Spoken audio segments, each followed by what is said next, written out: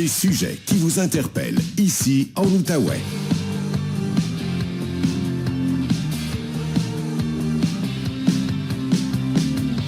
Voici Louis-Philippe Brûlé. Oui, côté COVID, début de semaine, disons, un peu plus encourageant. Là, c'est en baisse au Québec, c'est en baisse en Ontario. Là, il y a peut-être eu au Québec là, des petits problèmes sur le nombre de tests qu'on a reçus, mais en gros, là, ça semble baisser tranquillement, pas vite.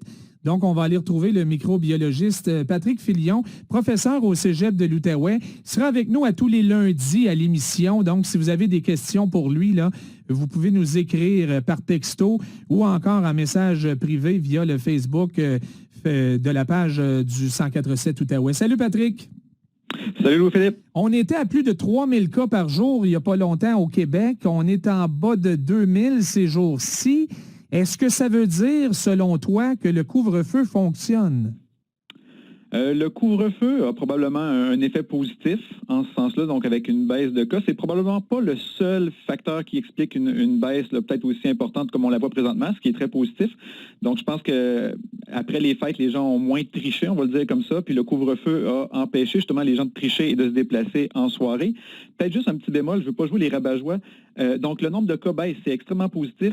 Par contre, il faut tenir compte du fait que le nombre d'hospitalisations et de personnes admises aux soins intensifs, a continué à augmenter. Donc, il faut faire attention avec les chiffres. Il ne faut pas baisser la garde et se dire, on a gagné contre la COVID. Oui.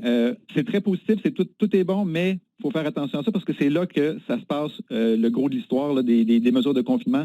C'est comment on peut gérer nos malades dans nos hôpitaux. Mais ça, c'est normal, Patrick, parce que, quand il y a une hausse de cas, c'est pas le lendemain que le monde se retrouve à l'hôpital. Là. Il y a un délai de à peu près 7 jours en moyenne, si je ne me trompe pas. Là.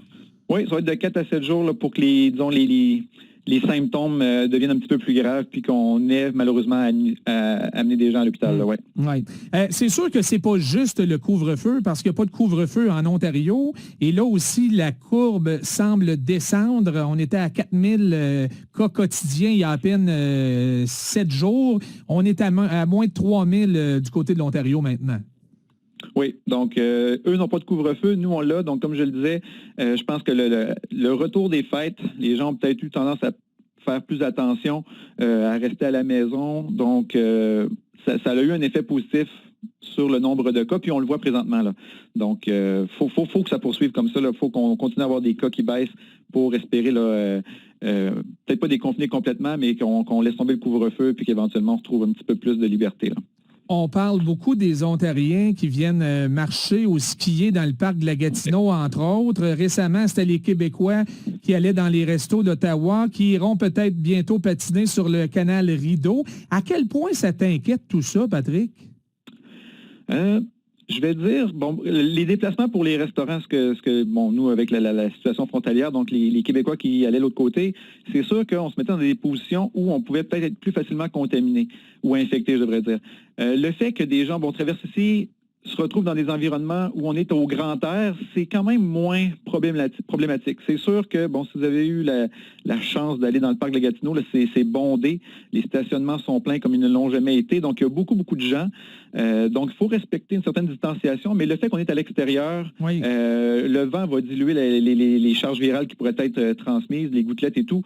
Donc, je ne suis pas nécessairement très inquiet de ça, mais il faut éviter de se rassembler, par exemple, dans les stationnements ou des endroits qui seraient propices. Ou dans les voitures, c'est souvent ça le problème. Pour se réchauffer. Hein? Oui, c'est exact. ça, s'il embarque 4-5 de différentes adresses dans la même voiture pour aller skier dans le parc de la Gatineau ou comme tu dis, pour se réchauffer, c'est peut-être plus là que ça devient problématique. On a tous encerclé la date du 8 février. C'est supposé être la dernière journée du couvre-feu. C'est quoi ton feeling, là, si je te pose la question à 12h39 le 18 janvier? Oui, mon feeling... je crois, avec la baisse de cas, si elle se poursuit, je crois que c'est peut-être une des mesures qui pourrait être retirée, mais encore là, on verra ce que le gouvernement en pense, mais si le nombre de cas diminue, puis que le couvre-feu serait peut-être une des premières choses que je retirerais. Le port du masque, on en a pour un bon bout, le travail à la maison et tout, mais le couvre-feu, déjà que c'était Une mesure plus ou moins populaire, ce serait peut-être une de celles là, qui pourrait être retirée. Puis, je ne crois pas qu'il y aurait une augmentation par la suite. Là. Donc, selon moi, selon les chiffres que l'on voit aujourd'hui, le 18 janvier, je crois qu'on pourrait peut-être retirer le couvre-feu. On s'en reparlera au début février. Oui, clairement. Si le passé est garant de l'avenir, ça risque d'être reporté. Mais comme tu dis, c'est pas une mesure qu'on peut étirer trop longtemps. Un couvre-feu, on n'est pas habitué à ça.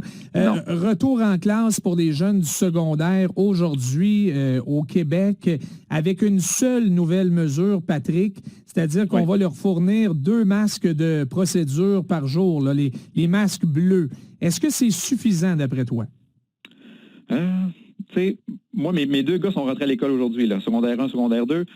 Ils ont été mis au courant de la procédure avec les masques. C'est sûr que c'est bien qu'on ait des masques de procédure. C'est des masques qui s'ajustent un petit peu mieux au niveau du visage et qui ont, disons, une efficacité un petit peu plus éprouvée que certains masques un petit peu plus artisanaux là, que les gens peuvent acheter ou ont fait eux-mêmes. Donc ça, c'est bien, ça standardise un petit peu l'approche. Par contre, on a quand même plusieurs personnes qui sont dans un même endroit. Donc là, le masque, c'est une chose, mais il faut s'assurer, puis ça, c'est extrêmement important, d'avoir une ventilation qui va permettre d'aérer les salles de classe ou les endroits, par exemple, la salle à dîner ou quoi que ce soit, où les enfants se regroupent, parce qu'on pourrait éventuellement avoir de la transmission. Donc, c'est une bonne mesure, les masques, mais si on ne fait que ça ou si on le fait mal, ça ne sera pas suffisant là, pour protéger les enfants adéquatement puis les familles par la suite. Là. Plusieurs experts disent que ça aurait pris le masque de procédure, mais aussi des demi-classes. Et là, on aurait commencé à parler. Il y en a beaucoup qui disent ça. Oui, si on regarde les recommandations de l'OMS, même de l'INSPQ, là, l'Institut national de santé publique au Québec, c'est les recommandations que l'on faisait. Donc, au lieu d'avoir, par exemple, secondaire 3, 4, 5 qui ont une journée sur 2, mais toute la classe est là, donc peut-être que ça aurait été préférable d'avoir une demi-classe, donc moins de personnes, ce qui fait en sorte que la charge virale ou la quantité de virus projeté dans l'air serait moindre si on a, par exemple, 10 élèves au lieu d'une vingtaine. Donc ça aurait pu être une mesure peut-être qui aurait été intéressante pour diminuer les chances qu'on ait des transmissions dans l'école. Si tu me permets, je vais juste faire un petit commentaire aussi. Il faut faire attention quand on voit des cas dans les écoles versus des transmissions dans les écoles. Si un enfant est retiré de l'école parce qu'il a été déclaré positif, c'est peut-être une transmission qui a eu lieu ailleurs qu'à l'école. Donc, il faut faire attention quand on voit des chiffres dans les écoles. Mais s'il y a vraiment une éclosion, donc plusieurs cas dans une même classe, là, on voit qu'il y a un problème au niveau de l'aération puis des fameuses méthodes de protection, masques, etc.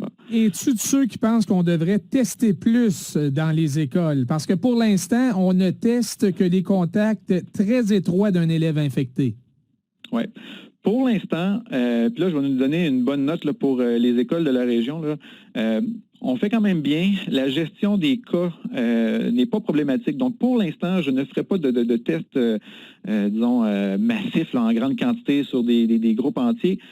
Si par contre, parce que là, l'école commence aujourd'hui, donc d'ici une semaine ou deux, on va peut-être voir s'il y a des cas et le nombre de cas nous indiquera si effectivement ça vaut la peine et que ce soit justifié d'utiliser les fameux tests rapides ou autres tests pour justement prévenir une propagation trop rapide dans la communauté. Mais pour l'instant, je ne serais pas trop inquiète, puis c'est pas une mesure là, que je ferais d'office de tester massivement les différents groupes là, dans nos écoles. Je me demandais si un prof a la COVID, à ce moment-là, est-ce qu'on teste toute la classe? Parce que veut pas, il y a des rapprochements. Je sais qu'on essaie de faire attention, mais c'est sûr qu'il y a des rapprochements entre le prof et la plupart des élèves? Ça, écoute, c'est une très bonne question, puis je ne vais pas m'avancer sur la réponse parce que je ne l'ai pas, mais effectivement, si le professeur est lui-même ou elle-même affecté, ça serait peut-être une bonne chose justement de vérifier à ce moment-là tous les élèves parce que le prof doit, ou j'imagine peut se déplacer à la grandeur de la classe, donc va peut-être où les élèves vont voir le prof. Il y a des auditeurs qui disent que c'est pas le cas. Même chose pour les éducatrices puis qui s'en inquiètent, mais on pourra vérifier et s'en reparler. Je pensais te parler de la semaine de relâche. Il y a un débat entourant la semaine de relâche, mais vu que c'est juste au mois de mars puis que je manque de temps aujourd'hui, on y reviendra dans une prochaine chronique, Patrick. On se garde ça en réserve, parfait. Merci beaucoup. On lâche pas. Bonne journée. Voilà, c'était le microbiologiste Patrick Filion, professeur au Cégep de l'Outaouais. On avait des questions là, que je garde en banque aussi pour nos prochaines chroniques. Gênez-vous pas via le 98985. Kim Baudouin dans quelques minutes.